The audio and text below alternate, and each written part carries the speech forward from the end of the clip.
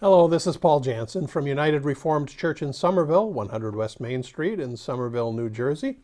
It's good to have you with us this weekend. This is the weekend of Christmas, so it's I've got something for you for Christmas Eve and Christmas Day, I guess.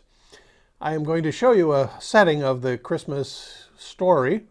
It's a delightful little setting put together by a church called Southland Church.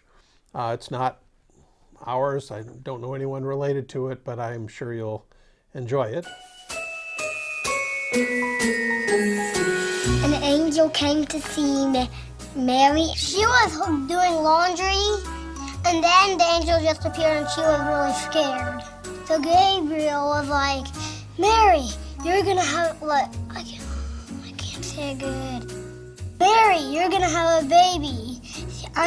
You're gonna have a baby and you will call him Jesus. And then Mary was like, I'm not gonna have a baby yet. I'm only a teenager. I'm not married.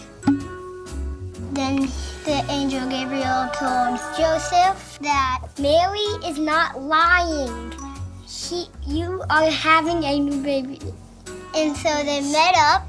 They went to Bethlehem, which was Joseph's old town. They ride a donkey. I don't know. A camel. Oh yeah, a camel. She said, this donkey's fast. They tried to go to a hotel and they asked the keeper for a place to stay. The keeper said, we have no rooms. Literally no rooms. So Mary and Joseph walked away sadly, but then he said, the only place here in Bethlehem that you can stay is a staple. And then he just pointed the way and they followed. When the shepherds were taking care of the sheep, then they saw angels. The angel said, a new baby is getting born, who is King of the Jews. The angel were singing.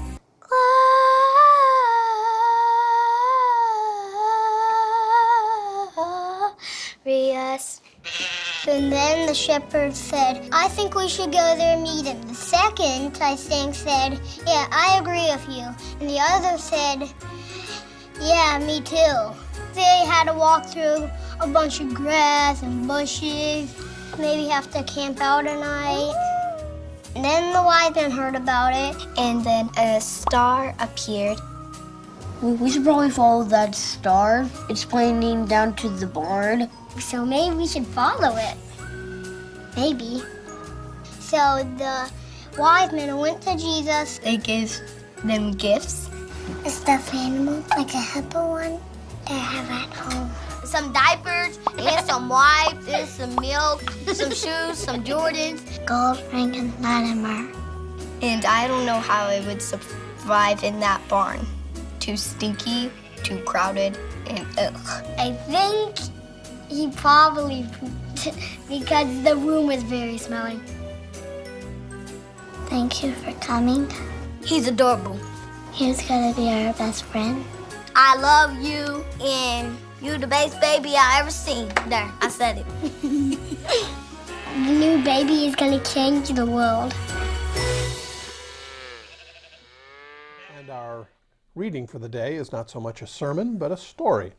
A story by Leo Tolstoy called Papa Panov's Christmas.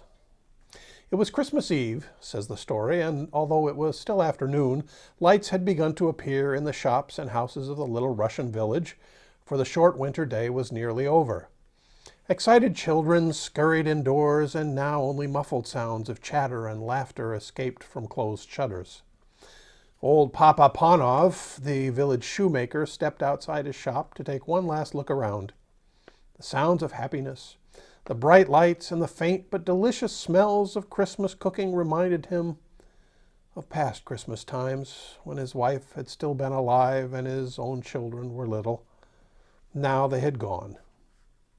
His usually cheerful face, with the little laughter wrinkles behind the round steel spectacles, it looked sad now. But when he went back indoors with a firm step, put up the shutters, and set a pot of coffee to heat on the charcoal stove, then, with a sigh, he settled in his big armchair. Papa Panov didn't often read, but tonight he pulled down the big old family Bible and, slowly tracing the lines with one finger, he read again the Christmas story. He read how Mary and Joseph, tired by their journey to Bethlehem, found no room for them at the inn, so Mary's little baby boy had to be born in the cowshed. Oh dear, said Papa Panov. If only they had come here, I would have given them my bed, and I could have covered the baby with my patchwork quilt to keep him warm. He read on about the wise men who had come to see the baby Jesus, bringing him splendid gifts. Papa Panov's face fell. I have no gift that I could bring him. Then his face brightened. He put down the Bible, got up and stretched his long arms up to the shelf high up in his little room. He took down a small dusty box and opened it a little. Inside was a perfect pair of tiny leather shoes. Papa Panov smiled with satisfaction. Yes, they were as good as he had remembered making them. The best shoes he had ever made. I should give him those, he decided as he gently put them away and sat down again. He was feeling tired now, and the further he read, the sleepier he became. The print began to dance before his eyes so that he closed them just for a minute, and in no time at all, Papa Panov was sound asleep. And as he slept, he dreamed. He dreamed that someone was in his room, and he knew at once, as one does in dreams, he knew at once that this was Jesus.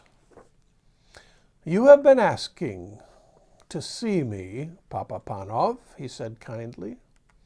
So look for me tomorrow. It will be Christmas Day, and I will visit you.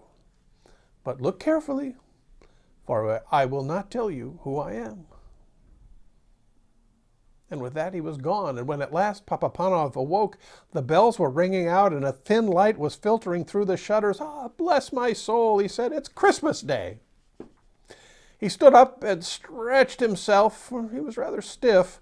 Then his face filled with happiness as he remembered his dream. This would be a very special Christmas after all, for Jesus was coming to visit him. How would he look? Would he be a little baby, as at that first Christmas? Or would he be a grown man as a carpenter? Or the great king, God's son? He must watch carefully the whole day so that he recognized him whenever he came. Papa Panov put on a special pot of coffee for his Christmas breakfast, took down the shutters, and looked out the window. The street was deserted. No one was stirring yet. No one except the road sweeper. He looked as miserable and dirty as he always did. And well he might. Who wanted to work on Christmas Day? Oh, and in the raw, cold, and bitter, freezing mist of such a morning? Papa Panov opened the shop door, letting in a thin stream of cold air. Come in, he shouted across the street cheerily. Come in and have some hot coffee to keep out the cold. The sweeper looked up, scarcely able to believe his eyes. He was only too glad to put down his broom and come into the warm room. His old clothes steamed gently in the heat of the stove, and he clasped both red hands around the comforting warm mug as he drank. Papa Panov watched him with satisfaction, but every now and then his eyes strayed to the window. He didn't want to miss his special visitor. Expecting someone? The sweeper asked.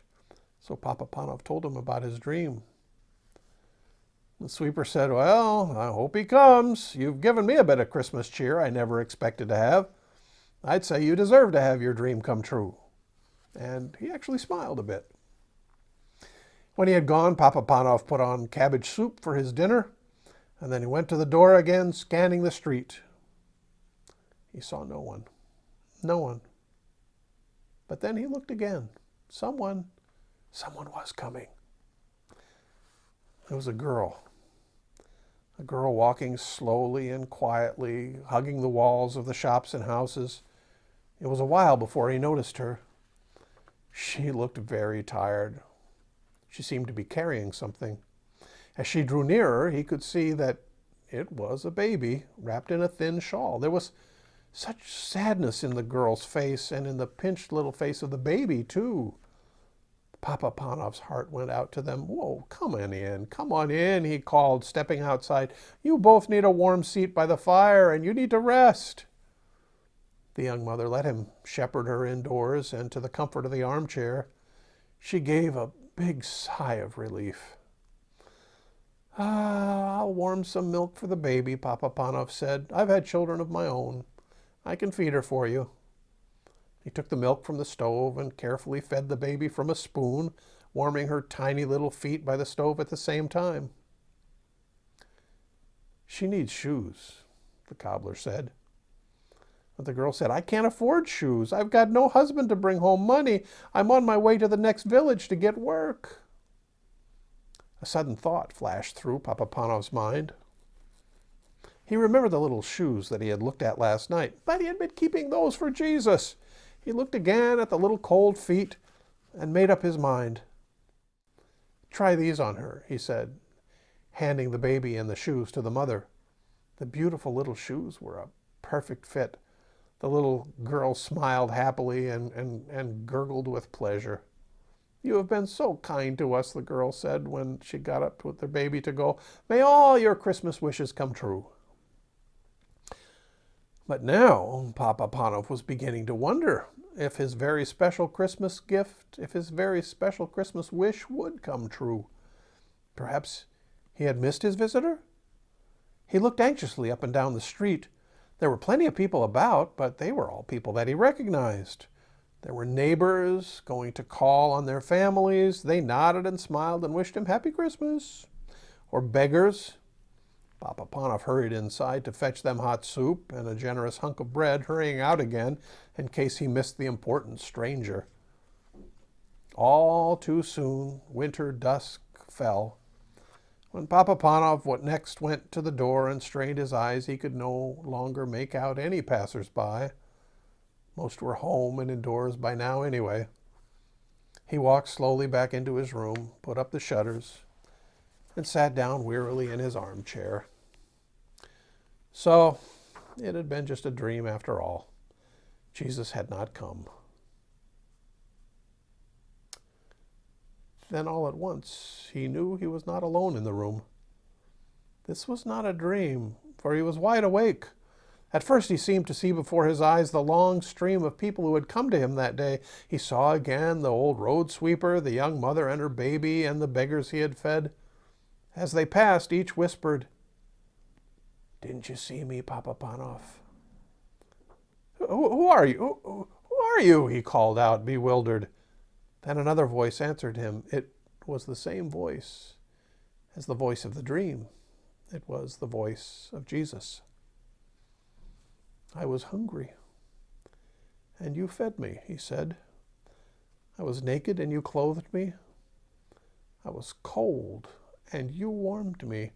I came to you today in every one of those you helped and welcomed.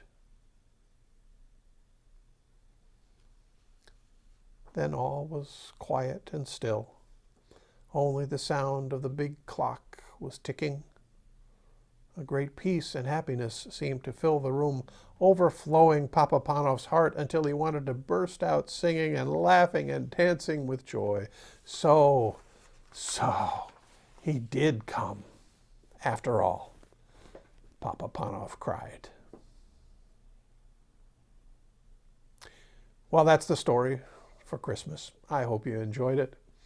And I hope that you'll get a chance to meet Christ in the presence of a stranger or someone who is ill or someone who needs your help, and that Christ can bring you such joy this Christmas as Papa Panov felt in the story. God bless you all, and have a wonderful, Merry Christmas. God bless.